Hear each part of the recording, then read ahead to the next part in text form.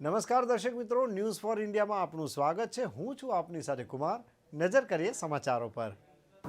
અમદાવાદના ગોવિંદવાડી વિસ્તારમાં આવેલ પ્રીમિયમ સ્કૂલ છેલ્લા 3 વર્ષમાં અદ્ભુત સફળતાના સોપાન સર કરી રહી છે, જેનું મુખ્ય કારણ સ્કૂલનું શિક્ષણ અને સુરક્ષા તેમજ સ્વાસ્થ્ય કહી શકાય. આ સ્કૂલને હજુ 3 વર્ષ જ થયા હોવા છતાં પણ વાલીઓને એડમિશન માટે પ્રતીક્ષા કરવી પડતી હોય છે. આ સ્કૂલમાં ધોરણ 9 થી 12 કોમર્સ અને સાયન્સનું શિક્ષણ આપવામાં આવે છે. રિપોર્ટર ગિરીશ જોશી. અમદાવાદના ગોવિંદવાડી વિસ્તારમાં વીવી પટેલ કેમ્પસમાં પ્રીમિયમ હાઈસ્કૂલ આવેલી છે. આ પ્રીમિયમ હાઈસ્કૂલની આપણે સિદ્ધિઓ આજે જાણવાનો પ્રયત્ન કરવાના છીએ. આપણી સાથે અહીંના પ્રિન્સિપલ હાજર છે. આપણે તેમને મળીએ અને જાણીએ કે ભાઈ ધોરણ 9, 10, 11 અને 12 એમની આ સ્કૂલમાં જે ચાલી રહ્યું છે વર્ગો, એની પ્રોગ્રેસ કેવો છે અને વાલીઓ આ સ્કૂલમાં એમના બાળકોને મૂકે તો કેમ મૂકે તે પણ જાણીશું. સર, આપનો પરિચય આપો અને પછી આપણે વાતને આગળ વધારીશું. નમસ્તે, મારું નામ છે નિલેશભાઈ ત્રિવેદી અને છેલ્લા 25 વર્ષથી એજ્યુકેશન ફિલ્ડમાં અમે સંકળાયેલા છીએ. અને એક નવી સિદ્ધિ, એક નવો વિચાર મગજમાં આવ્યો કે કંઈક નવું કરવું છે અને જેથી આ સ્કૂલની સ્થાપના થઈ.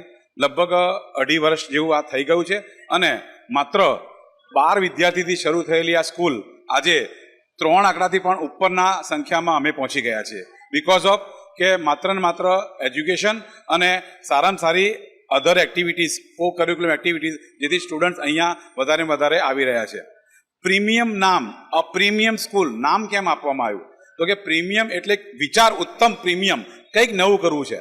અને એસ્પેશિયલી બાળકો જ્યારે 12મા ધોરણમાંથી પાસ થાય ત્યારે એક બિઝનેસ કોન્સેપ્ટ લઈને જાય, એટલે બિઝનેસ સ્કૂલ એવી કંઈક વિચારધારાથી અમે શરૂઆત કરી. ધોરણ 9 થી ધોરણ 12 એટલે કે સ્ટાન્ડર્ડ 9 to 12, એમાં 9, 10, 11, 12 ઇંગ્લિશ મીડિયમ અને 11, 12 સાયન્સ અને કોમર્સ, એ બંનેમાં ઇંગ્લિશ મીડિયમ અને ગુજરાતી મીડિયમ, આ બધી જ સ્ટ્રીમ સાથે અમે વર્કઆઉટ કરી રહ્યા છીએ. અને સાથે સાથે અમને જણાવતા એટલો આનંદ થાય છે કે બાળકો અહીંયા ખૂબ સરસ રીતે સવારે સ્કૂલમાં આવી અને અલગ અલગ એક્ટિવિટી લાઈક અધર એક્ટિવિટીમાં કહીએ તો કરાટે, યોગા, સાથે સાથે ડાન્સ, અને એ બધાના પરફોર્મન્સથી એ લોકો લાઈક અમદાવાદ લેવલે કે ગુજરાત લેવલે અત્યારે પરફોર્મ કરી રહ્યા છે. એક બે વિદ્યાર્થી તો કદાચ એવું બને કે ફ્યુચરમાં આપણા એક આઈપીએલની ટીમમાં પણ આપણા 2 વિદ્યાર્થી ક્રિકેટમાં હોઈ શકે. એવી સારી તૈયારીથી અમે અહીંયા કામ કરાવી રહ્યા છીએ. તમારે અહીંયા વાલીઓનું ફીડબેક કેવું છે? કારણ કે આ પૂછવાનું કારણ એટલું જ છે કે અમુક ટાઈમે શું થતું હોય છે કે ફીડબેક સારા આવતા હોવા છતાં સ્કૂલ નબળી પડતી જાય છે. એટલે આપણે એ સવાલ પકડી રાખીશું કે ભાઈ ફીડબેક કેવો છે. વાલી માટે અમે એકચ્યુઅલી પહેલાં તો ફીડબેક લેવા માટે સજેશન બોક્સ બનાવેલું છે. સાથે સાથે દર મહિને એકવાર એક પીટીએમ થાય છે અને જેમાં અમે વાલીઓના સજેશનને આવકારીએ છીએ અને એમના ઘણા બધા સજેશન અને અમારા ઉત્તમ વિચારથી અત્યારે ઉત્તરોત્તર પ્રગતિ થઈ રહી છે. પેરેન્ટ્સની કંઈ પણ મુશ્કેલી હોય કે કંઈ પણ સજેશન હોય, અમે તરત જ એને ધ્યાનમાં લઈ નાનામાં નાની વાતને પણ અમે ફોકસ કરીએ છીએ. જે સ્ટાફ છે એ વેલ ક્વોલિફાઈડ છે. બધા જ જે સમકક્ષ ડિગ્રી છે એ ડિગ્રી ધારણ કરીને અહીંયા એજ્યુકેશન આપી રહ્યા છે. અને એમાં પણ અમારી પાસે લગભગ 40% સ્ટાફ તો એવો છે કે જે આ ફિલ્ડમાં લગભગ 10, 15 વર્ષ સુધી વર્કઆઉટ થયું હોય અને અમારી સાથે જોડાયેલા છે. મિત્રો, આ હતા નિલેશભાઈ, પ્રિન્સિપાલ. હવે આપણે આગળ એક ડિરેક્ટરને પણ મળીશું, જે આ સ્કૂલના ડિરેક્ટર સાહેબ છે. તેમની પણ આપણે મુલાકાત લઈશું કે તેઓ શું કહેવા માગે છે. તેઓ આપણી સાથે જ છે. આવો તેમને મળીએ અને જાણીએ કે તેઓ શું કહેવા માગે છે. સાહેબ, આ સ્કૂલ વિશે તમે ટૂંકમાં પરિચય આપો ને બીજું, વાલીઓ તેમના બાળકોને આ સ્કૂલમાં મૂકે તો કેમ મૂકે અને બાળકોનો પ્રોગ્રેસ કેવો છે?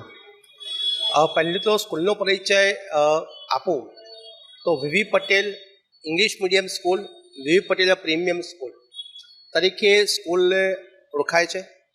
સ્કૂલના પરિચયમાં એક વસ્તુ બહુ ક્લિયર છે કે સ્કૂલનો જે મેઇન એજન્ડા છે એ છે ડિસિપ્લિન, સિસ્ટમ અને કરિક્યુલમ એક્ટિવિટીઝ.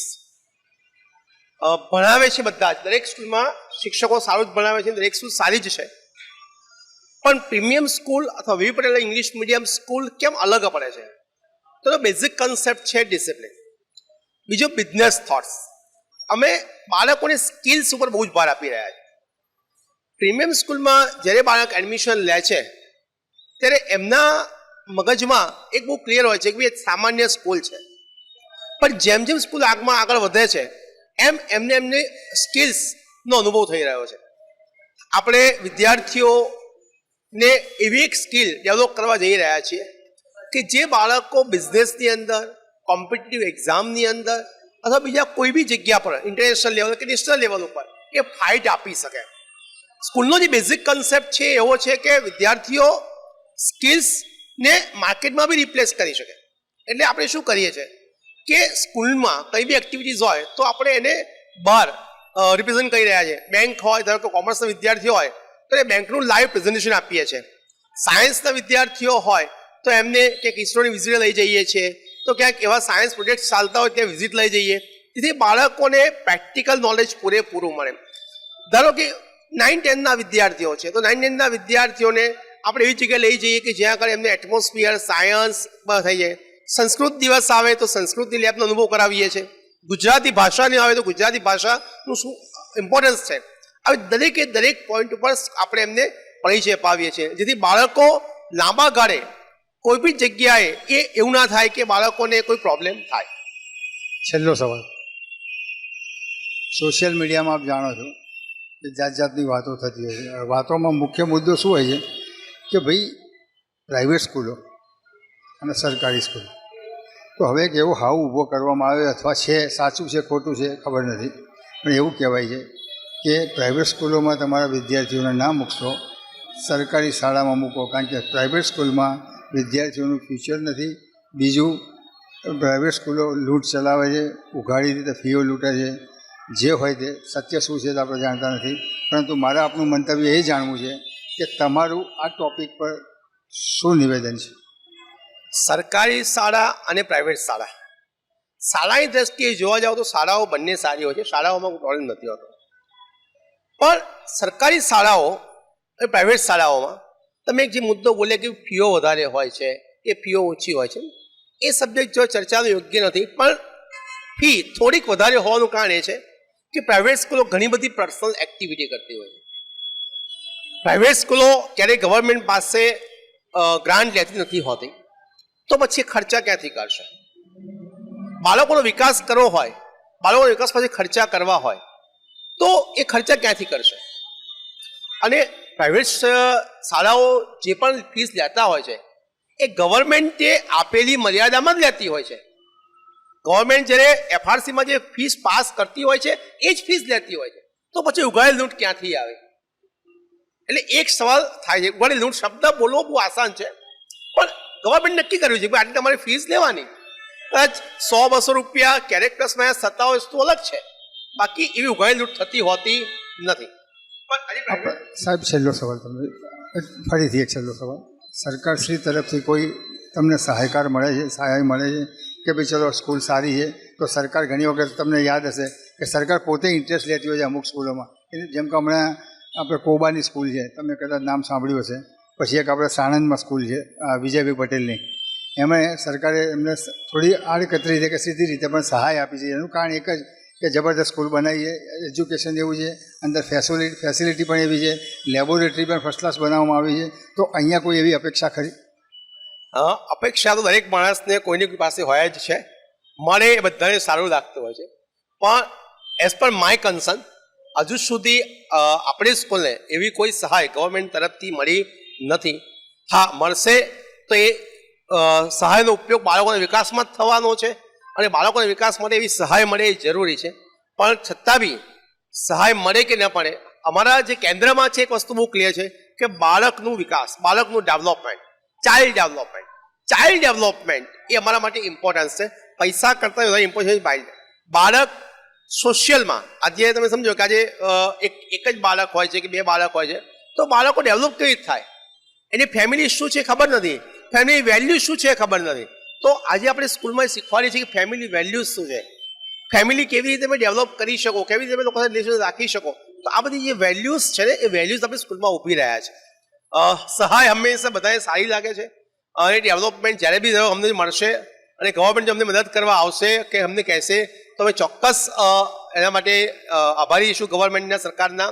પણ છતાં બી અમે જે પ્રોગ્રામો કરીએ છીએ એ ગવર્મેન્ટના ધારાધોરણ મુજબ બધા જ પ્રોગ્રામો બહુ સારી રીતે કરીએ છીએ. ગવર્મેન્ટ કંઈ પણ સૂચના આપે છે કે ઓફિસ કંઈ બી સૂચના આપે છે શિક્ષણ ખાતામાં, એ બધા જ પ્રોગ્રામો E to Z કરવા માટે સ્કૂલ બંધાયેલી હોય છે. એમાં અમે ક્યારેય પ્લસ માઇનસ હજુ સુધી તો કર્યું નથી ને કરતા પણ નથી અને ભવિષ્યમાં થશે પણ નહીં. મિત્રો, આ હતા પ્રિન્સિપાલ સાહેબ અને ડિરેક્ટર પ્રીમિયમ સ્કૂલના. બહુ સરસ વાત કરી અમે, અને એમણે એ પણ જણાવ્યું કે ભાઈ ખાનગી શાળા એટલે કે એક દુકાન નથી કે જે લૂંટે લોકોને, પણ અમે વધારાની એક્ટિવિટી શીખવાડીએ છીએ બાળકોને. એટલે કદાચ પ્લસ માઇનસ ચાલતું હશે, હું ના નથી પાડતો. આવી એમને ચોખવટ કરીએ બહુ મોટી વાત છે. બાકી અમુક સ્કૂલવાળા ચોખવટ પણ નથી કરતા, પણ આ સાહેબોએ એમની સ્કૂલ માટે જે ક્લેરિફિકેશન કર્યું છે અને જે બાળકોમાં એક્ટિવિટી એ લોકો કરી રહ્યા છે એ ખરેખર પ્રશંસનીય છે, અદ્ભુત છે અને કાબિલે તારીફ છે. એટલે આવનારા સમયમાં આ સ્કૂલની અંદર પણ જો કે નવતર પ્રયોગો કરતી જ હોય છે આ સ્કૂલો, કંઈનું કંઈ બાળકોને કંઈ ને કંઈ એક્ટિવિટી શીખવાડતા હોય છે. નાના મોટા તહેવારો પણ અહીંયા બહુ આનંદથી ઉજવતા હોય છે. એટલે આ એક્ટિવિટી તો અમને ચાલતું જ હોય છે અને ચાલુ રહેશે. અને આગળના સમયમાં જો સરકાર આ સ્કૂલને કંઈક સહાય આપે તો કદાચ આનાથી પણ વધુ પ્રોગ્રેસ કરી શકે તેમ છે. હવે જોવાનું એ રહેશે સરકાર સહાય આપે છે કે પછી આ લોકો એમના દમ પર જ આ સ્કૂલને આગળ લાવશે. જો કે હાલમાં પણ પ્રોગ્રેસમાં જ છે સ્કૂલ, એટલે એમને કોઈ એવી ચિંતાનો વિષય નથી. બાળકો અહીંયા ભણવાનો આગ્રહ રાખે છે, કારણ એક જ શિક્ષણ ઉત્તમ છે, સંસ્કાર ઉત્તમ છે અને સુરક્ષા પણ ઉત્તમ છે. આ મોટો મુદ્દો છે આ સ્કૂલનો. એટલે ત્રણેય બાબતમાં જે હોવી જોઈએ એ આ સ્કૂલની અંદર છે. કેમેરામેન જીગર શાહ સાથે હું Girish Joshi, news for India, Ahmedabad.